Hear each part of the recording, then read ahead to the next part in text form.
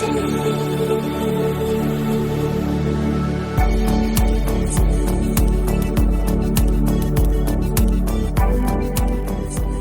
to the Climate and Coordination RCAST, where every week we'll be discussing topics related to all things climate change and RChain's role in the solution. We will be discussing technologies that can adapt and coordinate massive amounts of data like never before, forming social architectures that grow collective intelligence, sharing and evaluating data planetarily, all while maintaining personal privacy and personal data ownership.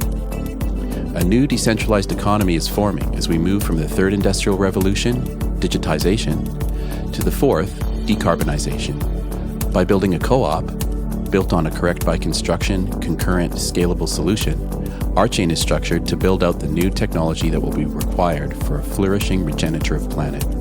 Please join us on this journey.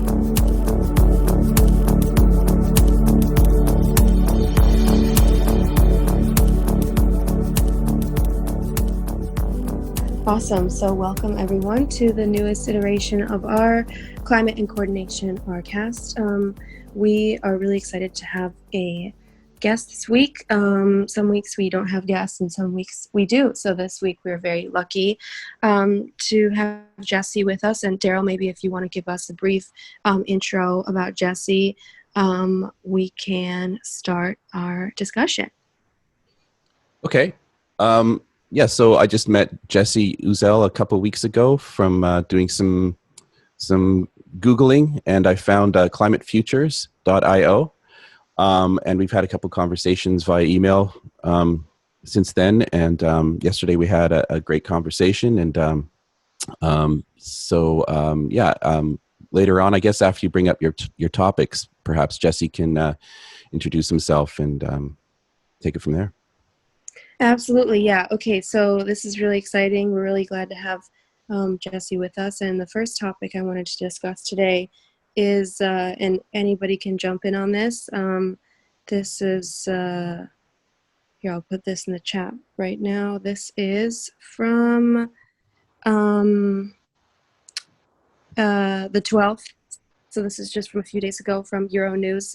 This is citing a new UN report saying that climate emergency causes number of natural disasters to double in the last 20 years. And the reason that I brought this up is because it has some pretty staggering statistics about how much worse the climate crisis is now than it was just, 2 decades ago. So the first thing, I guess, is it says that since 2000, there have been over 7,000 natural disasters, which is twice as many as there were between 1980 and 1999. And this is from the UN Office for Disaster Risk Reduction. It says that these events came to a cost of nearly $3 trillion and killed more than 1.2 million people. So I think this is like a really... This is a quite short, but also I think pretty descriptive report of just how much worse the climate crisis has gotten. And I think a lot of people don't really know how fast it's accelerating. But another thing that I thought was really fascinating about this is that it talks about how many people are being affected now. So apparently more lives are being saved for all sorts of reasons, as while the number of deaths from these events hasn't greatly increased in the last 2 decades. It says the number of people affected has shot up from 3.25 billion to 4 billion. So, obviously that's good news that we're having, not a huge explosion of death from the climate catastrophe. But the other thing that's really fascinating to me is that the number of people that are being affected in terms of having to move or be refugees, climate refugees, that number is exploding.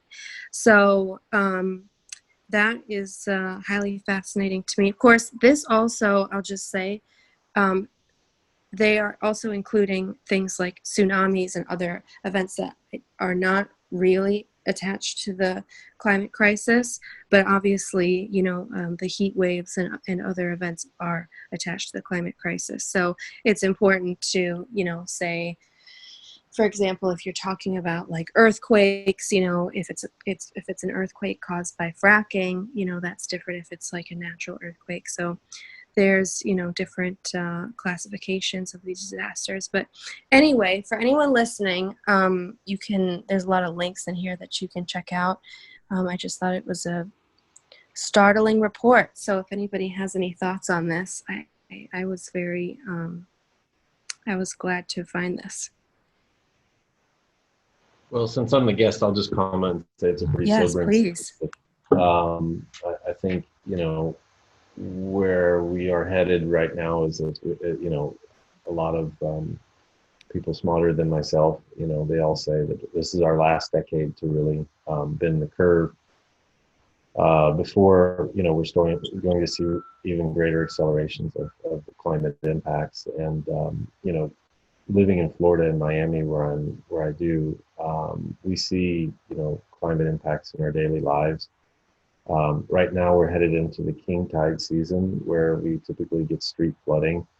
The city has spent hundreds of millions of dollars on pump stations. We probably have several hundred, I think, around the city to deal with this. You know, all the while we've had governors who have been in denial of climate change. So, you know, the reality that people are starting to see, I think, in their daily lives that they didn't see 20 years ago, you know, it's here. So I think this is the moment where we decide that, you know, as a species, we're going to act as a, you know, society, as a nation, to do something about climate change. It's really, I think, it's our last chance. So, you know, that's kind of the urgency I think we all feel, most of the people here on the show. So I'm really honored to be here, and thank you for having me as, you know, giving me the opportunity to talk about my work and what we're doing in Climate Future. Of course, yeah. And well, since we are talking about the future now, I did want to ask you, I was looking at your website on climatefutures.io so that anybody who's listening can check it out. I was curious, since you brought up Florida, and I've visited Florida and I've seen the flooding there, which is just insane. I was wondering if there's a project that your group is working on right now that you're particularly excited about. I know that you have several featured on your website. I'm just curious if there's one that you feel is holds the most promise or is the most exciting to you. That's an interesting question. We're working with a project in the Amazon rainforest. I really like that because it's a natural solution. What we have in Florida, unfortunately, is sort of a captive energy market. It's not really called that, but Florida Power and Light and some other, it's more of an oligopoly. So a few years back, I started looking into the solar market, for example, here in Florida, because it was exploding all over the rest of the United States. And unfortunately, it was being retarded by the energy companies themselves. They even went so far as having a campaign to put out a fake solar amendment in 2016 that would have rolled back our net metering regulations that we do have. So as much as I would like to do projects locally, and we're looking at doing mangrove projects, we want to do restoration projects, for example, with mangroves. I would say that if we're looking at renewable energy, we've just had, you know, issues with that. But we're also a small company, so there's a limit to what we can do. We work often with partners, and what we've really focused on with, you know, our company in the last couple of years is developing One Planet, because with One Planet, once it's launched and running, we expect to be able to crowdfund, you know, new projects, and that's really where I think we start looking at new project origination and development. So as a company, our background is in project development and project origination, and we've kind of shifted, if you want to put it that way, the last couple of years looking at blockchain technology and how we can utilize that, and that eventually led to One Planet. You know, and there's a lot of ideas in One Planet that I'm going to try to explain a little bit later, but, you know, I guess the key idea here is that, you know, we want to enable a better platform for crowdfunding climate solutions. And when we go into that mode, which is sort of post-launch, you know, that's something I'm really excited about, because that's where the rubber meets the road. right now in the platform, we're supporting existing projects, so projects that were developed in the past. They're still running and operating, but they're not new. So. Yeah. And One Planet is the name of your DApp, is that correct? Yes, with the character one. So you just go to, well, if you go to the website, you'll see the link to One Planet. Yeah. So for anybody listening, it's just climatefutures.io. So yeah, we'll definitely get more into that, I'm sure. Does anybody else have anything to add to this first article? Because I have a second one as well, and we can also get into the DApp too. Well, one thing I was going to add to the first article was I read a recent article with Michael Mann. Michael Mann is a climatologist. He's been around a long time. He's probably most famous for the 1999 hockey stick graph that received a lot of pushback. But, you know, it's turned out to be still, you know, pretty much accurate.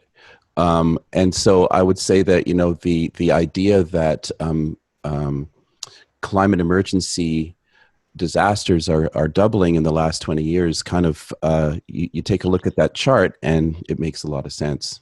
Yeah, it's unfortunate. I know that climate scientists hate to be right, but they often are.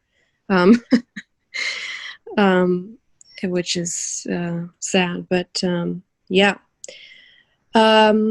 Absolutely, it totally lines up with that.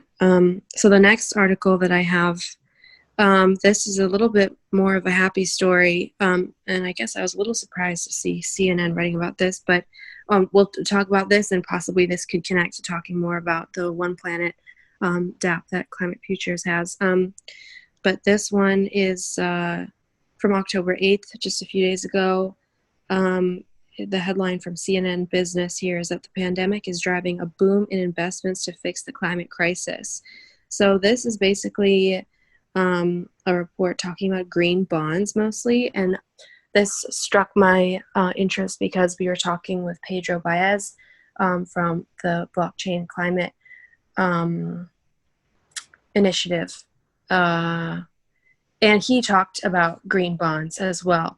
So apparently this is a very popular investment tool, booming now, especially since COVID.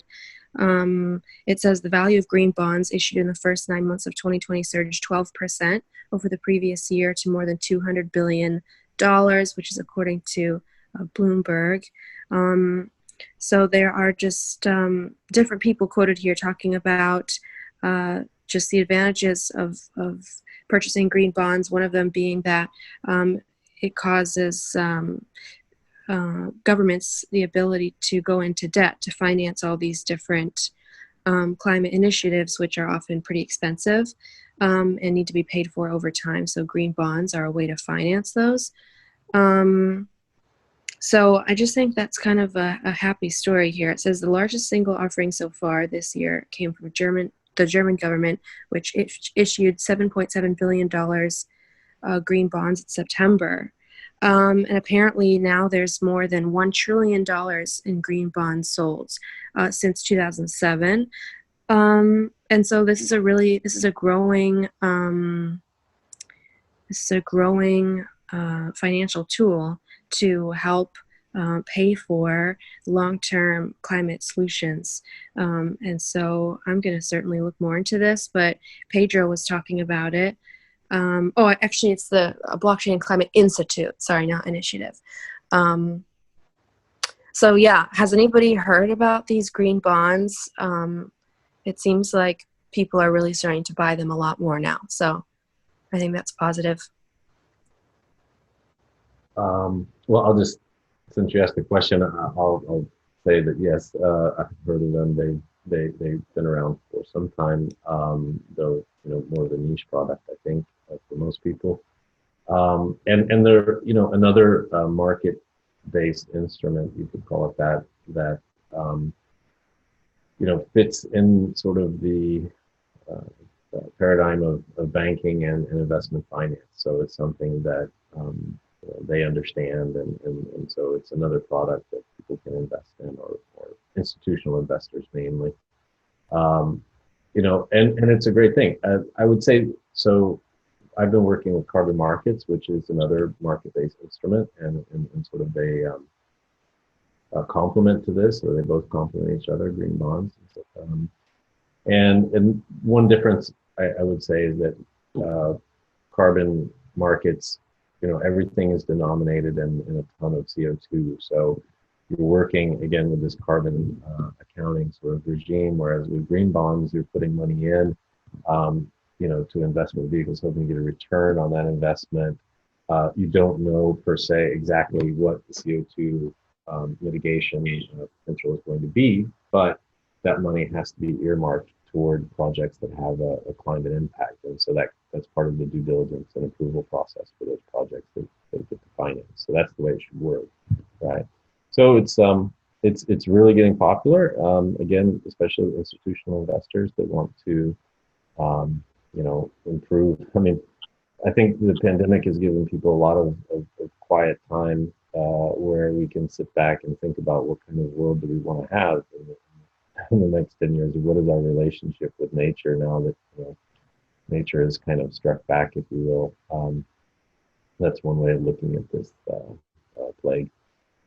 So yeah, I think it makes total sense to me that there's an uptick in green bond purchases, and I think it's going to continue. I think it's a great trend. So thanks for bringing that article up. Yeah, I remember a meme I saw in the beginning of the pandemic that said, Mother Nature has sent us all to our rooms to think about what we've done. And I thought that was pretty funny. But that seems to be one of the effects of this pandemic, is that a lot of people are really thinking about, do I want to go to work every day? Do I, am I doing enough? Do I have enough time with my family? All these like sort of deeper questions that a lot of people don't really, always answer until much later in life. And I think having I would also say important. because we live in a system, economic system that really puts us on a very high, pace every day, a treadmill, if you will. I mean, it's hard to jump off of it and have that time to reflect. Especially here in the U.S., where we typically 2 weeks vacation is standard when you start somewhere. So, it takes a while before you get that time off. In fact, I think that's one of the small benefits of this pandemic, is that again, people have stepped back, had been forced to step back, forced to slow down, and reflect a little bit on what is the meaning of life here? What are we doing? And why some people might even be shocked, how did this happen? Kind of thing. Probably most of us are, but it does go back to how we kind of interacted with the natural world, right? To some extent. I mean, Absolutely, yeah, that connection is pretty clear. It's just how do you take that, epiphany or knowledge, and then change the system that we have created, that caused it in the first place. And I think that's where we're all trying to come up with some ideas and move things forward. I mean, there's a big community, you're part of that. So yeah. And I have one question for you, and I'm going to turn it over to the others who also, I'm sure, will have questions for you. But I was wondering if you have an opinion on, I've seen a lot of climate activists talk about just like this level of productivity in not just American capitalism, but around the world, not really being compatible with the drawdown, the level of drawdown, the speed of drawdown that we need to have in order to save, our conditions on the planet for ourselves. I was wondering if you have an opinion on that, on, this level of sort of productivity, the hamster wheel, all that. Do you feel that society can still move at that pace and achieve these climate goals, or not? Or do you have any opinion on that? I have thoughts on it. I would say, you're touching on some themes like limits to growth, which was one of the first, might be books or papers. I read it when I was doing my master's in environmental engineering, but, this idea that there are constraints to having, constant growth. And then there's the other side of it, which is more of a technological positivism, which says that we can decouple economic growth from the environmental impacts. energy consumption, etc. So, and you know, the internet or information technology and so forth, there has been kind of a decoupling between, say, GDP that we're producing in America and energy consumption. On the other hand, you know, we see where a lot of the energy consumption is still being, you know, at the end of the day, it's not a cloud, it's a big building somewhere with lots of servers, right? Sucking up a lot of energy. So, you know, there are these physical limitations that are still there. And, It's kind of changing form. yeah. So it's a great question. I don't have the answer. I wish I did. I think it really goes back to, you know, do we need to try to have a revolution or an evolution? You know, Right. and unfortunately or fortunately, I've kind of been this pragmatic, I guess, camp, and I'm trying to work with the system that we've created. Yeah. I totally get it when people say, you know what, let's just let's just throw that out and try something totally different. You know, there are days where I feel like that. So it's really the critical question, right? How do we maintain a quality of life that people want? Give people economic opportunity to live a better life, to raise themselves up out of poverty, to get access to clean energy. I mean, that's one of the reasons I love what I do. You asked, like, what kind of projects do I like? I mean, there's very few that I don't. You know, I especially like ones that have social impact, like something simple like a clean cook stove technology. Clean cook stove. I mean, can you imagine people in today's world don't have access to a kitchen? Oh yeah, I was seeing You that. know, This is on your. This I is mean, the and, project you in. know, people are women are spending their days hauling, you know, wood back to their home and then cooking over an open fire and, you know, Yeah, this is the having, project in Zambia. Is that right? yeah, and Uganda. Uh-huh. There's quite a lot of them all, you know, in Africa. But you know, that is sort of the divide that illustrates perfectly well the divide we have between, you know, the north and the south, if you will. But you know, the industrialized standard of living in other countries where we're, you know, I don't want to say we're exploiting them, but maybe, but where we're exploiting a lot of their resources now to feed, you know, our economy. So so I like those kind of projects because I feel like, okay, it's a way to give back. But Yeah. those people, if you talk to them, probably they're going to want their aspiration is to probably have a kitchen like you have. You know, Right. it's not to have just a clean cook stove. It's a quality of life improvement for them, no doubt.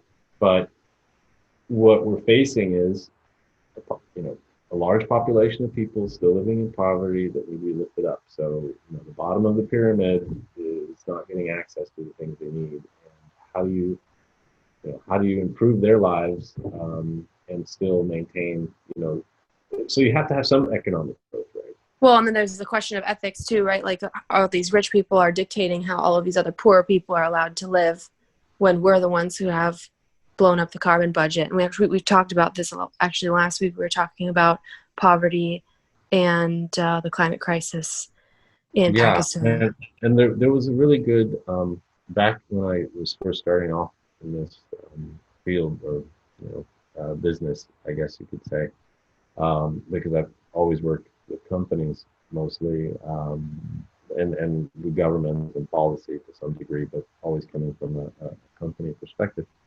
There was and I don't remember his name, but you can probably find it if you Google contraction and convergence.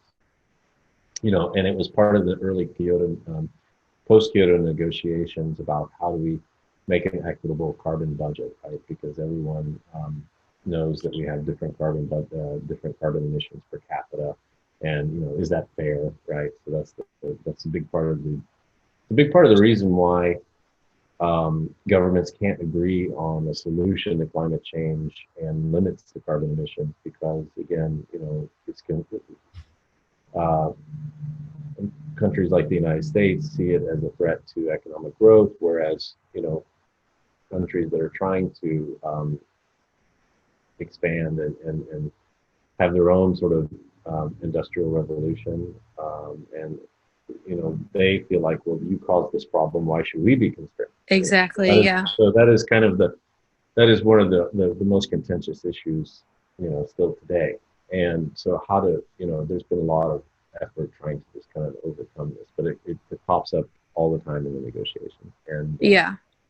Well, I'd love to open it up to others who might have, questions for you. So Darryl, Greg, or Ian, would you guys like to ask Jesse something? So one thing I thought was interesting about the article that you posted, Nora, is the line, "The COVID crisis has given the world a unique pause button moment," he said. "Investors around the world have indicated that in the restart, their focus will be on investing in a sustainable fashion." And what that, I never really kind of made the connection between, excuse me, dealing with the COVID crisis and the shift that's happening this year. But that's an interesting connection there, because earlier this year, prior to the COVID crisis hitting North America at least, Goldman Sachs listed Exxon as a sell, and BlackRock made a major shift towards renewables in their portfolio focus. And what that said to me is that the pivot has happened in 2020, where you can just follow your wallet towards the sustainable industrial revolution, even if you don't care about it. And so the traditional kind of investment model has moved towards sustainability now. And the idea that this COVID crisis has given the world a unique pause button moment, and the idea that investors around the world have indicated that in the restart, their focus will be on investing in a sustainable fashion, that tells me that this is just going to even boost this new money even more. So I think it's really exciting, a really kind of exciting development to kind of think that coming out of this crisis will result in a more of a focus on. I can tell you what, Darryl, Mhm. a big determinant of that is how the election turns out here. So all the people listening that are in the USA, please go out and vote. So just want to. Oh my God, yes, absolutely. Everybody has to So vote for sure. I think we're going to see if there is a change of the guard in the White House. A much bigger emphasis on sort of a green recovery, whereas it's still the same. We're not going to probably grasp the opportunity that's there. So I'm trying to be apolitical because I actually would say my background is more Republican than Democrat, but I definitely know who I'm voting for this year. So and I'll leave it at that. So please just don't sit on the sidelines. Go out and vote. Yeah, definitely. Everybody has to vote. That's so important. Maybe another thing, we could talk about, I know Greg would probably be really interested to hear a little bit more about the One Planet DApp. And maybe you could tell us just a little bit about like what state it's in now and maybe where you hope to go with it in the future. Sure. Be happy to. So first of all, I'd like to just say I'm really honored to be talking to a group that's developing their own blockchain system, because platform or whatever you want to call it, blockchain. It's the first time I've had that opportunity, so I think it's just really cool that you're actually doing this, and the fact that your mission statement is about taking action on climate change. I would say that sets you apart from all the other blockchain systems I've looked at. So, I applaud that, and thanks again for having me on your show. So when we started this, RChain, as far as I know, didn't really exist, and we were looking at existing technology, and with a view of this being sort of a nascent, growing field, and that there would be new developments and ideally better blockchain systems coming around in the future. And I think that's, pretty easy to predict. So, looking at RChain, I would say that's one of the, new technological leaps potentially in the blockchain space that we would be very interested in trying to leverage with our platform. So I like to think that it's more than just a DApp. It's really a platform. We went with a dual blockchain solution for those of you that are into this kind of stuff, where we use Hyperledger as a permissioned blockchain as the foundation, and then Ethereum for the tokenization of the carbon assets. And that gives us some flexibility on how we can build extensions, if you will, to the platform and allow people to use it. Because if we only went with, say, Ethereum,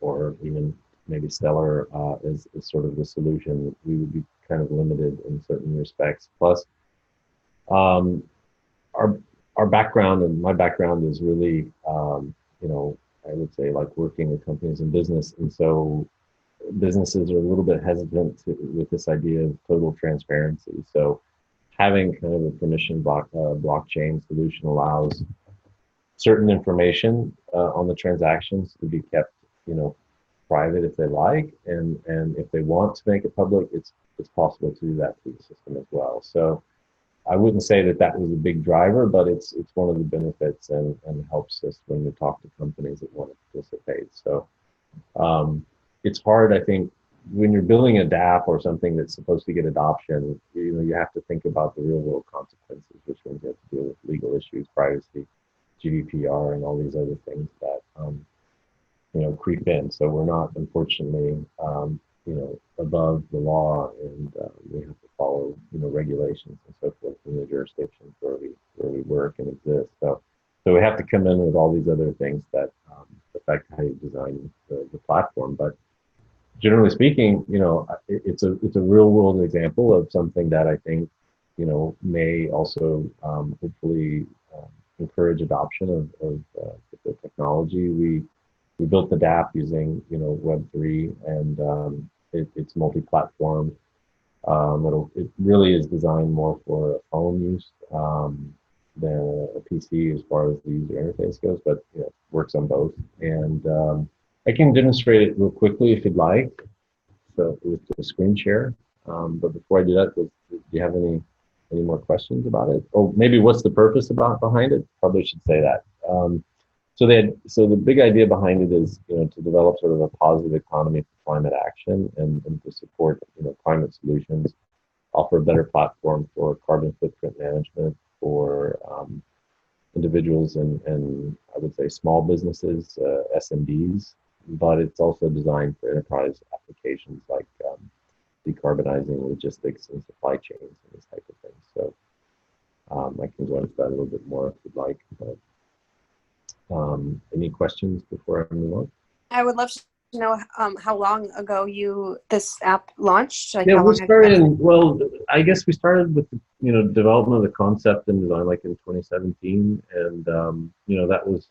I mean, I'd known about Bitcoin and blockchain before that, but I can't say I took the plunge. And then with all the ICO hype and everything, it really made me look into it more, seriously. And I went to an event here locally and was just kind of blown away by just the enthusiasm and the diversity of ideas and all the different, I guess, ideas that people had.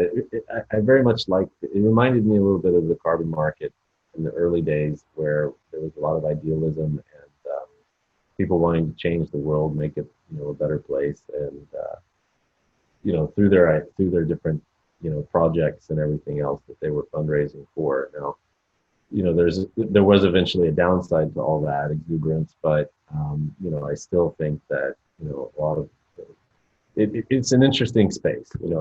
I like the fact that it's not dominated by big players yet. That there's room for a great idea to get accepted by the community and take off. So it's this like jungle of diversity, I think, which is really cool. So let me see if I got the right screen share going. Okay, I do. So what I was trying to say is that, you know, the idea kind of behind the platform is that we're trying to develop this space where, you know, people can learn about climate solutions, support them, as well as, you know, companies can do the same, but also create that interaction that consumers need when they're trying to live a more sustainable lifestyle or climate-friendly lifestyle. I find, you know, a big part of the problem I have is you know, in my working life, I'm like super environmentalist, but in my daily life, I fall short. You know, I'm more of a casual environmentalist. I don't do things I should do all the time. And, you know, I find that part of the reason is, you know, I'm a bit lazy or I'm a bit constrained for time, or I just don't know what those alternatives are. You know, I wind up using Amazon more than I should. You know, I don't recycle enough. There's a whole litany of sins, environmental sins that I'm guilty of. And I know I'm not alone, you know. And so one of the things I wanted to do is try to create a platform that allows the community that eventually develops around it to support, you know, alternatives and solutions and businesses that are trying to, you know, provide a more sustainable economy. So that's kind of the big idea. So when we have companies that are using our platform or our services, they wind up, you know, in the app. And so, you know, the app, as I said before, is kind of an MVP. There's a lot of things that we'd like to do to it, you know, in the future once we launch. But like many things, we have to take baby steps. So, you know, the start of it, though, is allowing, you know, the companies to advertise so that our users can find these services and products and support the companies they want. Because, you know, as I said, it's either this evolution or revolution. And one of the evolutions we need is a way for people to, as consumers, you know, have a more, use the power of their purse really to change, you know, corporate behavior too. As a person, that's one of the strongest levers you have besides, you know, voting and so forth. So that's kind of the big idea, is having something, you know, this sort of holistic approach to it. So, you know, on the platform itself, so I'll try to zoom in a little bit. So what we designed, as I said, is this, you know, foundation Hyperledger, and the app is here. So, you know, think of it in terms of up here near the top is where individuals interact with the platform. And as we kind of move down here, it becomes more of a automated computer to computer, system to system type of communication. So the system's designed to do a transactional offsetting, and that's a little bit different than the traditional way of working with carbon offsets or carbon credits. And that's sort of the innovation here, and the fact that it's more transparent because of blockchain, and that people can immediately see, you know, the carbon offsets or the assets rather that they're using, and the projects that they're supporting. So, to give you an example, this first extension is actually the website I'm on right now, is our e-commerce plugin for Shopify merchants. So the platform, it uses our API, and so all the transactions are run on blockchain, on Hyperledger. It's not using the Ethereum side, but it's still using, you know, Hyperledger for the transparency of the transaction. And the merchants themselves can go into the app, and all the transactions and everything will be there for them. So the app enables them to do more than just offer, say, carbon neutral shipping to their customers and engage them. They can actually manage in an easy way the carbon footprint for their whole business. And so it's a way of getting them to do more as well. But to give, you know, the blockchain enthusiasts some, you know, taste of it. So when, let's say, you run a transaction through the Shopify app, the merchant and the customer will get a link to the Hyperledger portal.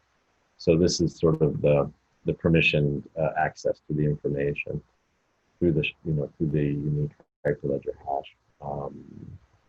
So you find immediately which carbon credit and which, you know, fraction of it is used depending on the amount. So carbon credits, they're denominated in 1 metric ton. They don't come in any smaller units. So that's why, you know, tokenization and having a good tracking system enables micro transaction use cases that you don't have traditionally today. Plus, taking delivery of carbon credits is actually not that easy for individuals and small companies. In fact, it's quite hard. So, through this technology, we're kind of democratizing access to this, tool.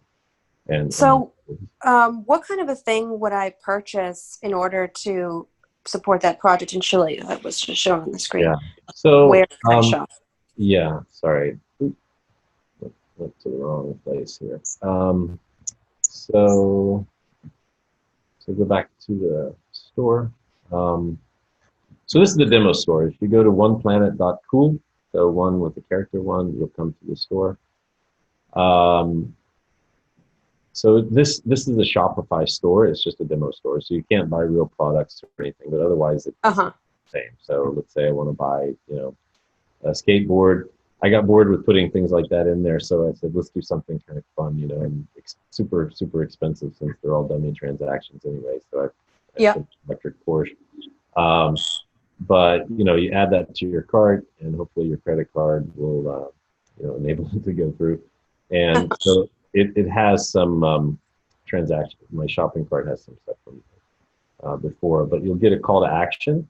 So in the Shopify cart, if the customer wants to, take action and reduce their carbon footprint from the shipping and packaging, okay, admittedly, for Porsche, it's going to be a lot more, but, this is just for demonstration purposes. So it would add a small cost. Yeah, it would add $1. The merchant can change that amount. So every dollar is 100 kilograms of CO2 reduced, or offset. So this is, they can, well, with shipping, there's so many variables, it's really hard to come up with an exact number. So we looked at it quite thoroughly, and we decided, you know what, just let's overcompensate. So basically, for most shipping, unless it's something really large, going very long distances, 100 kilograms is enough to cover the CO2 emissions associated with it. I mean, and then you guys decide where exactly that really... The system does. So the project, so in this case, there's a basket of projects, and basically the system will decide. So not I see. Okay. Yeah. But as they check out, so go on, money goes out, goes. So to give you a little insight, so this is my login for that particular demo store in the main app. So we'll go back here, and you'll see, like, basically, in this case, I don't have other transactions, but this is the main DApp, as we were calling it. And it's set up, basically, you can buy tokens with it. We've actually had to redo our smart contract for Ethereum. So right now that functionality is disabled in the app with our old contract. Because and the reason for that is that the gas prices spiked so much. So we were going to actually launch in March, and we had a big launch event with Ultra Music Festival planned here in Miami. So we were a climate partner, and everything was canceled. So as everything shut down, all of our partners working in travel industry and just about everything, because of COVID. Yeah, because of COVID. So so we wound up just postponing things and then working on other elements, API, Shopify app, these kind of things. And do you think you're gonna try to have a relaunch, a future Ultra or a different? Absolutely, yeah, that's what we're doing now. So the launch is going to be this month. I mean, actually, you can log in. So if people are interested, you can go in and start an account, and you'll get an email when the token sale starts, and that side of it is live. But right now, you can use the app as I'm demonstrating right here. So this is just go to oneplanet.app and register, or go to our website, and you can start your account. But what I was showing you here is that the transactions in the Shopify store are also linked to the main app for the merchant. So they can go in here, and they can also look at things like what's my energy consumption from our store, you can do the same thing for your home. So, it's either one, but let's say I live in, let's do Texas. I remember that one. So let's say $200 a month. So you can pick out your energy, what you're using for energy and so forth. And then you'll find out the carbon emissions from that, in this case in pounds, and then how many One Planet tokens it would take to offset that. So the tokens are representative of a carbon offset, one-to-one, the functionality and the utility. But it's in addition, because with a token you can do other things that you can't do with a carbon offset. You can use it for promotional activities and things. And to get an idea of that vision, watch our little 2-minute video on our website, because it kind of gives you an idea of where we'd like to go with it. But so because the tokens are kind of they're a stable coin against carbon, so the price of the token in dollars can change, and it probably will change, especially if it's on a secondary exchange. On our platform, we're not trading, we're just selling. But, I assume at some point it will be on other exchanges, and we don't control that per se. But the idea is that every token is 100 kilograms of CO2, regardless of what you pay for it. So, you'll always have, so as you can see, it's disabled, but this would be, how it will work here very shortly, is that you'll find out how many tokens you need, what that is in, terms of CO2, et cetera, et cetera. Here's your crypto wallet. So it's all connected. We just, as I said, we disabled the form. But the other side of it is, because we wanted to kind of include as many people as possible, we opened it up to, people can pay through PayPal and credit card, and that's also how essentially the Shopify app is working, because it's connecting to the main Hyperledger, but not through Ethereum. Now, down the road, when things are more seamless and more merchants want to use crypto, which, maybe we can encourage that, then people will be able to use One Planet tokens when they check out, but right now we're kind of faced with the reality is that, there's probably more merchants right now want to actually have carbon offsetting than taking crypto payments.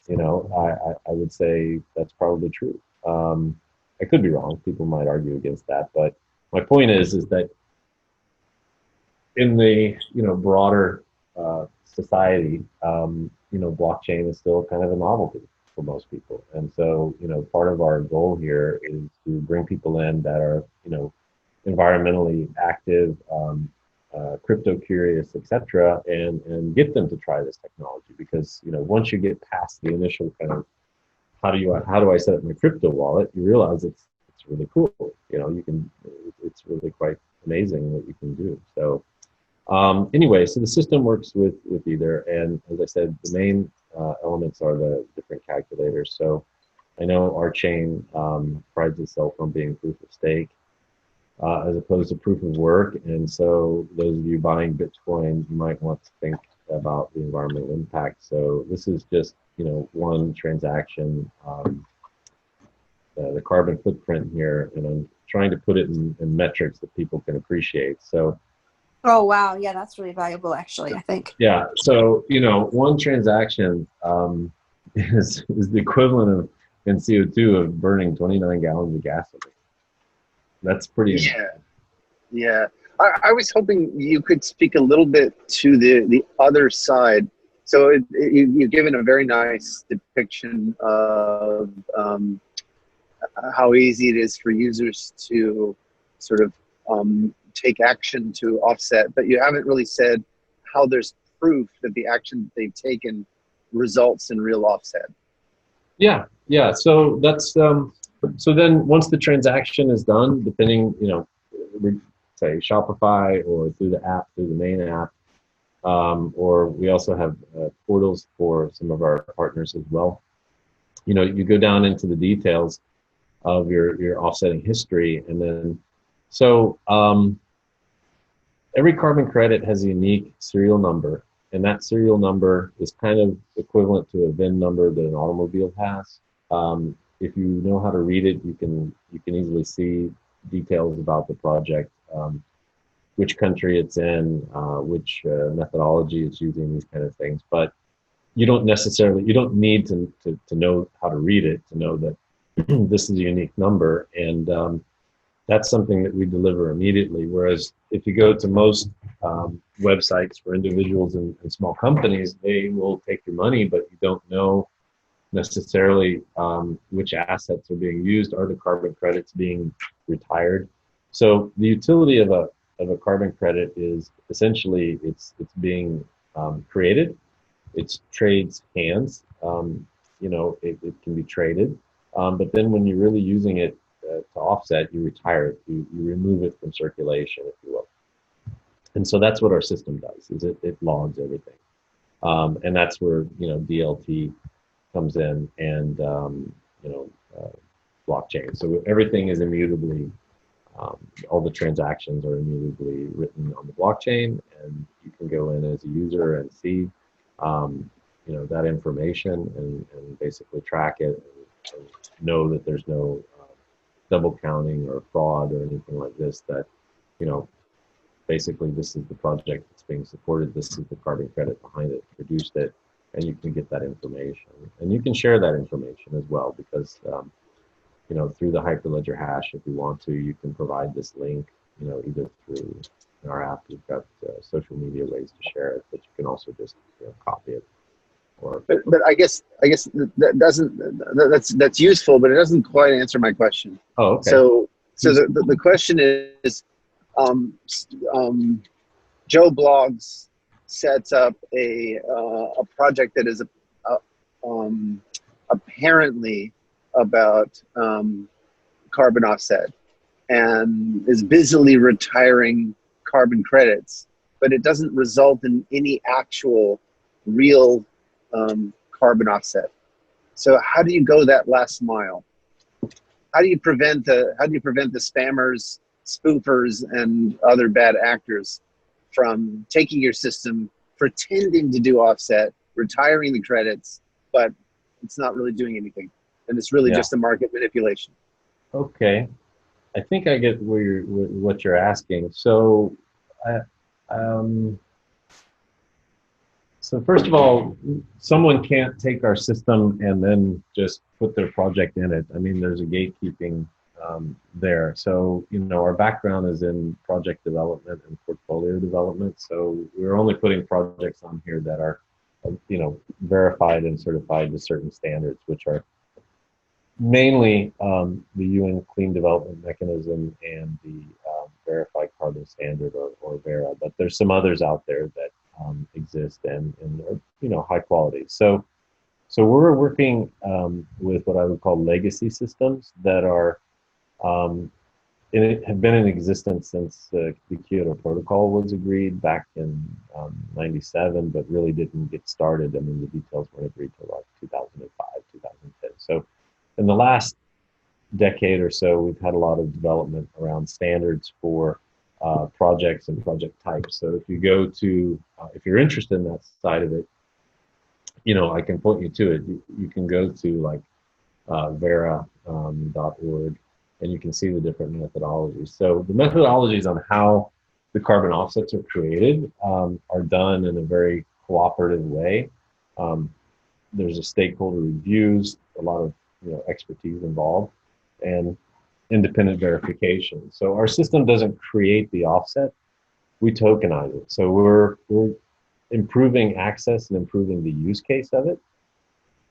And I think, like we spoke before, where I see the system as more of a demand side system, where the market is going, or where markets or policy developments, if you will, are going in carbon markets, is that blockchain is a big part of that discussion. And where I see things moving, and where I wanted us to get ahead of that curve with One Planet, is that the production of the carbon offsets are going to be moving more and more towards something like a blockchain system.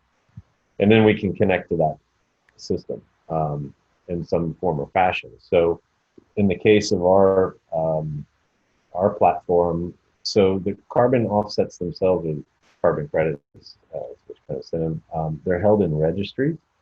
These are centralized databases. So carbon offsets are a digital commodity, purely digital in that sense. But there's a large amount of transparency in the system. You just have to know where to look for it. And we try to point you toward that. So there's public verification reports, there's public validation reports, there's project designs, there's stakeholder consultations. I mean, there's a really actually, if you know how to find it, a lot of information on every project. It's public.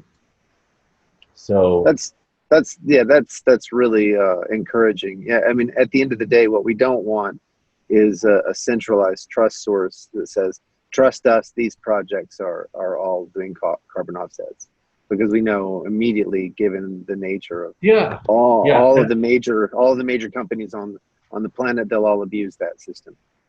I actually, that's my background. So I worked at a group called DNV in Norway, the Norske Veritas. That's how I got started in this whole space as a verifier and developing the audit protocols for projects. So for me, it's very important that, you know, we're working with legitimate projects and legitimate partners. You know, a large part of that, because, you know, you could say it comes from my network, people I've known and trusted, you know, through the years that are working on projects, development side, and then some projects that we've worked on ourselves. So, you know, the platform, there's a tension between what you can control. In other words, if we only put our own projects out there, or do we want to, you know, encourage more projects and build a platform that has some diversity of projects that people can support. So, you know, in the platform, you can go in One Planet, you can go in and select which project you want to, you know, have as your favorite. And because the way carbon credits are created, they're created in a batch process, which is essentially a verification process. Sure. I apologize. We have to. I don't mean to interrupt your flow. I really want to learn more about your project and dig in. But we have a staff meeting that we're already late for. Yeah, no problem. So thank you so much. This is a very, very useful, and I hope that members of the RChain community get excited. You know, like I said, we're having a hackathon, so it might be that you know, a one problem statement would be to port some core aspect of your DApp over to RChain and see how far that goes. Yeah, well, again, we would be really interested in exploring, you know, opportunities to collaborate. And again, thank you again for giving me the opportunity to speak today and demonstrate, you know, our app. Yeah, let's stay in touch, and maybe you can come back another time. Yes, that would be great. So thank you so much. This was awesome. Nora, you want to take us out? Yes, thank you so much to everybody for participating. Thank you, Jesse, and we'll see you guys on another RCAST in the future. Please subscribe to RChain on YouTube, and you can become a member at rchain.coop. So thank you all so much. Thank you. Ciao, ciao. Thanks, everybody. Thanks, Jesse. Bye-bye. Bye, all.